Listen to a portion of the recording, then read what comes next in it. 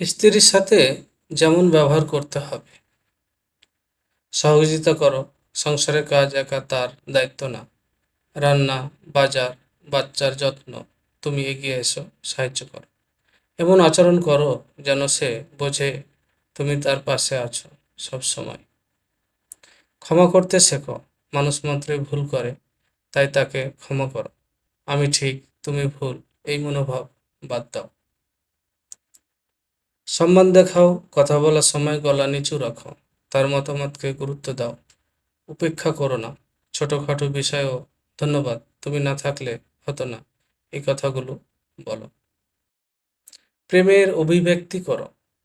ভালোবাসা শুধু মনে রাখলে হবে না, প্রকাশও করতে হবে। তাকে ভালোবাসি, তোমাকে পেয়ে ভাগ্যবান মনে করি, এমন কথা বলো মাঝে মাঝে। ছোটখাটো উপহার, সময় নিয়ে গল্প করো, এগুলো সম্পর্ক গভীর করে। খোলামেলা যোগাযোগ করো। মন খুলে কথা বলো। একে অপরের অনুভূতি জানানো খুবই জরুরি। সমস্যা হলে আলোচনা করো, ঝগড়া নয়। উচ্চারণগুলো যদি তোমার মধ্যে তুমি আনতে পারো, অবশ্যই তোমার স্ত্রীর সাথে সম্পর্ক ভালো হবে।